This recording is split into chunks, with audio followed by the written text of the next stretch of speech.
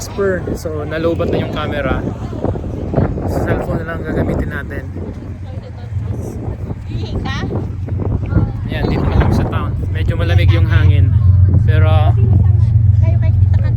ang ganda ng weather. Ayan. Oh.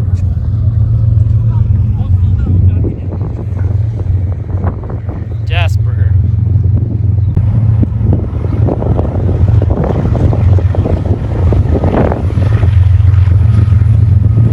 Yan. Haba ng train na yan. So free parking kami dyan. Yan yung mga sakyan namin. Daming estudyante. Hindi namin alam kung anong meron dyan sa gitna. Baka may kainan daw, sabi ni Jerome. Yan, Jasper.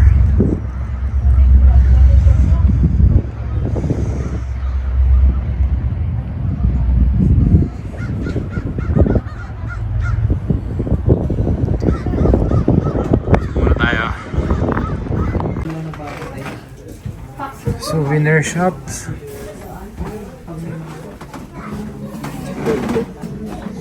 Alak, ayan, alak yan, wine. Maple syrup. Maple syrup, akala ko wine. Akala ko wine. Made in Canada. May nakalagay na made in Canada. Ito. Ano yan? Ano ba yan? Hindi ko lang. Sugar. Sugar. Oh, ibalik mo sa mo nilagay. No. Ang ganda ng mga kuha.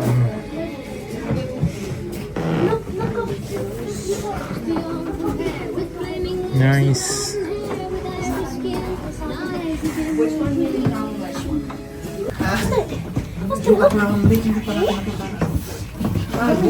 Oo, tayo. Pwede naman. Dito pa, nilapit lang yung wala na yun. Ano na yun? Hindi na siya. Exclusive Canada. Canada first. Hi, Jasper. Yung alin me? Doon sa kabila. Yung nakita ni Churro. Ito, magkakano itong ganito? Oh, 6? Kasi 11 Magnet. Red magnet. 11 yan. Sana si Gab? Gab! May ibang lugar na to si Gab. Kuya Gab! Kuya Gab! Kuya Gab! Gab! Naniniwala siya sa'yo, Gab. Kuya Gab, oh! Whistlers. Careful, oy, careful. Ayan. May anong oras ang check-in natin, May? Pwede na, no? Kaya nga. Oo. Hindi lang ng post office nila, oh.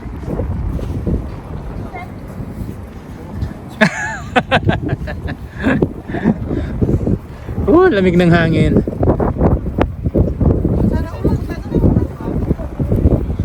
Athabasca Hotel. So ito pala ang downtown Jasper. Yan.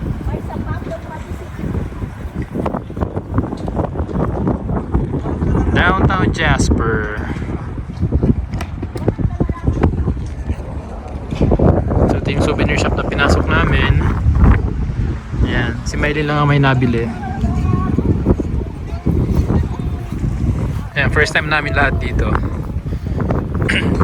Grabe yung ano, yung papunta namin ng Malane Lake. Sunog na sunog pa yung ano, yung lugar. Grabe. Grabe, ayan no. Ayan yung damage oh. Yan na yung mga punong yan no. Sunog pa rin. 1 year na.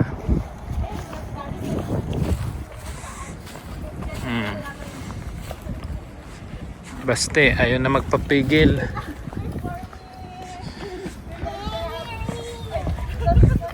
Ayan, souvenir shop. Kumakanta na naman itong bata.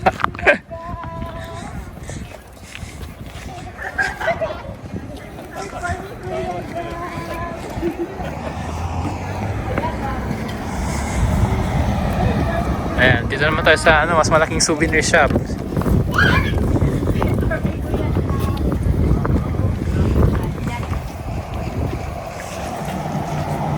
Souvenir shops. Jasper. Mas marami dito. Mas maraming options. Ito maganda to. Gusto ko itong mga ganito. Ito maganda. Oh, sorry. Ay, we dropped it. Oh. What is this? 5.95. Ko kaya ako ng isa. Jasper. Magkano ka? Basta. Kuya Gab?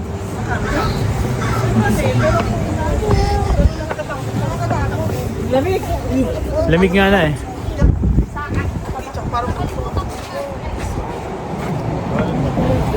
What is it? Hindi, beer house. Parang beer house? Beer house ba yan? Pub. Dito mamaya. Kaya nga sabi ni Jay, dapat sa Jasper kayo kasi marami pa. Red light district. Hmm?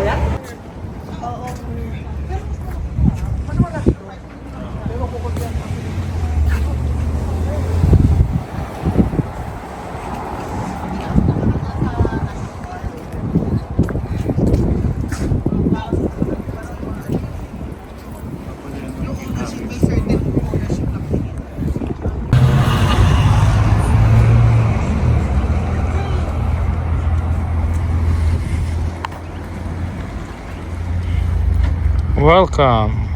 Bienvenue.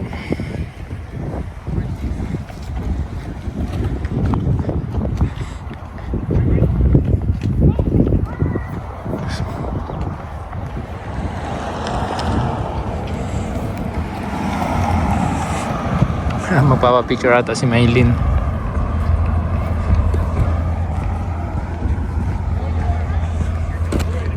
Rockies.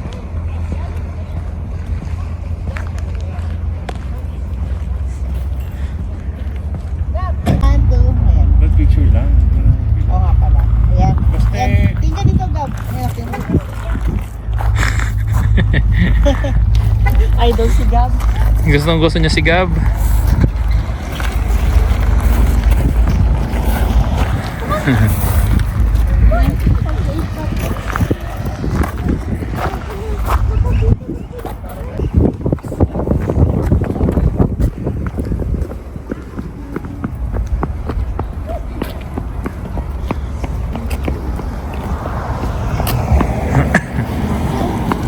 Ayaw na talaga magpakarga.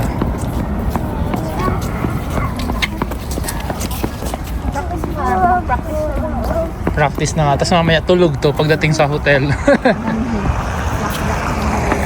Ayan. Maganda rin ang Jasper Town. Hindi lang siya crowded. Ano meron dito? Resto?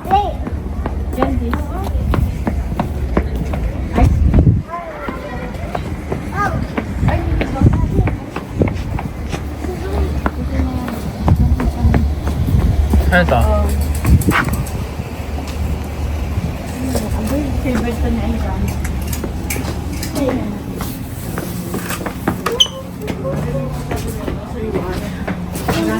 Candies? Oh my God. And dampot na naman si Baste. Dampot na naman ng car. Here, oh my car. Oh my car. Sour Patch.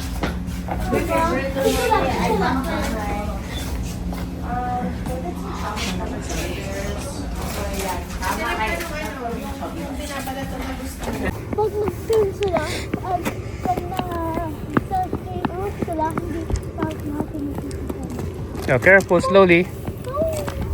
Andun na sila, oh. Kami andito pa. Kasi etong batang to ayaw magpakarga. Gusto niya mag-walk ng mag-walk. Yes, just walk with Kuya Gab, okay? Yep. Elementary school. May park doon sa likod.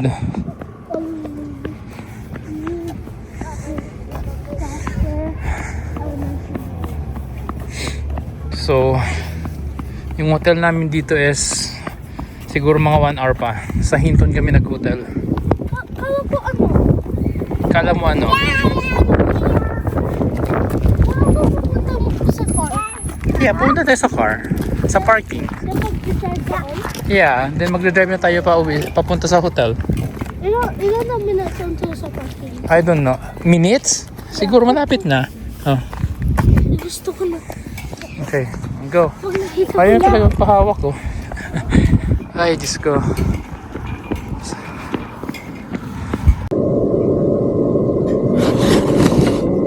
So, not sure kung kita nyo pero ayan, may McDonald's, may Walmart dito and may Safeway and yeah, dito yung mga sakyan namin sa baba. So, medyo madilim lang pero madilim lang dito sa camera. Ayan. Okay, so update lang. Andito na kami ngayon sa hotel. Dito kami sa Ramada Hinton.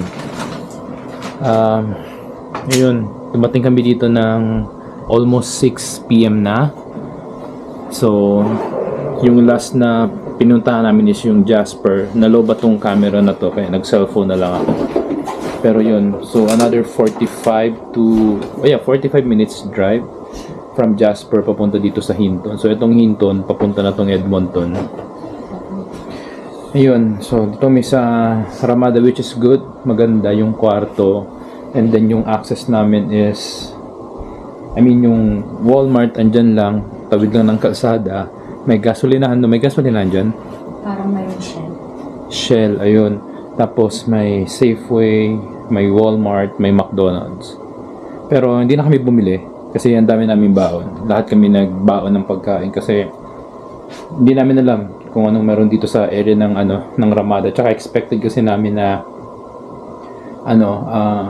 pagod lahat sa biyahe. Kaya yun, marami kaming baon. Katabi namin na kwarto sila Kat, tas sila Ivan naman asa dito lang, same floor lang din. So yun si Baste tulog na, bagsak yan, pagod na pagod yan. Si ate, so hindi pa namin alam ni Mrs. kung paano kami matutulog kasi si Baste is malikot tumatulog. Tinatry kong iusog tong kama dito pero hindi siya nakaano siya, parang alam ko basta hindi ko magalaw, mabigat, hindi siya pwedeng galawin. So, ayun, maganda tong kwarto, maluwag. May wala palang rice cooker. May microwave, tsaka may, ano ba tawag sa ganyan? Coffee maker. Ito, dala namin. Initan ng tubig, tsaka mga bote, gatas ni Basta. So, yun, kwento lang guys. Yung biyahin namin papunta dito, or itong trip namin ngayong araw na to, papunta dito sa Jasper is sobrang enjoy pero nakakakaba kasi hindi namin expected, although nakita namin sa forecast na meron talagang snow sa Jasper 20%. So yung 20% na yun pag nasa Calgary hindi naman ganun kalakas or ganun kakapal, pero hindi pala, iba pala siya rito pagdating sa bundok. Dito pagdating namin ng Bow Lake, tama no? Paglapas pa lang ng Banff, medyo may nasasalubong na kaming snow. Pero wala yung parang ulan lang na konti. Pero pagdating namin ng Bow Lake, doon na kapalan ng snow. As in, nagsisero visibility na. May mga kuha ako dito. So may mga zero visibility na. Tas ayun, na-experience ko na naman yung munti ko ng mahalikan yung puwet ni Ivan, yung sasakyan ni Ivan kasi as in talaga, hindi na ako naka-winter tire naka all season na ako, which is okay lang naman, pero hindi ko in-expect, hindi namin in-expect na magiging ganun yung lakas ng snow sa Bow Lake, sa taas, and then sa basta yung papunta namin dito sa Jasper talagang winter, then parang nag-i-spring, and then pagbaba na naman namin mainit, and then tapos palapit kami ng Jasper or dun sa mga pinuntahan namin na falls. Ayun, so nakita nyo naman, di ba, dun sa mga falls na pinuntahan namin is talaga may mga snow pa. Kaya Lahat kami, yung gulong ko nag-skid talaga. So nakakatakot. Pero okay lang naman, safe kami nakarating dito sa hotel lahat. And first time namin nakapunta ng Jasper, kaming grupo. So yun, na-enjoy naman. Yan nga, si Basti, pagod. Si ate first time din dito. Kaya maganda yung hotel. Pero maganda tong hotel, Ramada to eh. So yan, hindi siya ganun kamahal. Unang book namin, mura na. Tapos, nakakuha pa kami ng $20. na discount. Basta na discount pa. So, nakapag-adjust kami lahat ng presyo. So, yun ang kagandahan. So, ang plano, bukas, breakfast ng 7. Then, magsisimba kaming lahat. Then, wala na. Balik na kami ng Calgary. So, mga 5 hours na drive yun. So, ayun lang. Yun lang ang vlog natin. Yun lang ang update namin sa inyo guys. First family namin to. First family na trip namin na nakapag-hotel kami. First time din namin ni Mrs. na bumiyahe talaga ng ganito. Nag-hotel kami. Usually balikan lang. Pero Jasper is malayo kasi. Ayun. So, sino katabi ni Basti? Ikaw ako. Mahirapan ako. Maliit masyado to. Pero sige, bala na. Mag-decide na lang mamaya. Pag nahirapan ako matulog, lilipat ako dito kay Alexa. Ayaw mo nang katabi ha. Ayan, so charge ng mga gadgets. Balak sana nitong mga bata mag-swimming kaso wala, hindi na kaya. Ang dami nag-swimming daw, hindi ko nakita kung ano yung itsura ng pool area. Pero tingnan mo natin ito. Bukas, tignan namin bukas. So, yun guys. Sana nagustuhan nyo yung munting vlog namin. Yung road trip namin. Sayang si Alan and si Gladys hindi nakasabay pero okay lang next time. So, ayan, marami pang susunod. So, hanggang dito na lang muna guys at alas 10 na. So, antok na kami, pagod sa biyahe pero enjoy. Alright. So, alright, good night everyone. Thank you and yeah, bukas ulit. Bye-bye.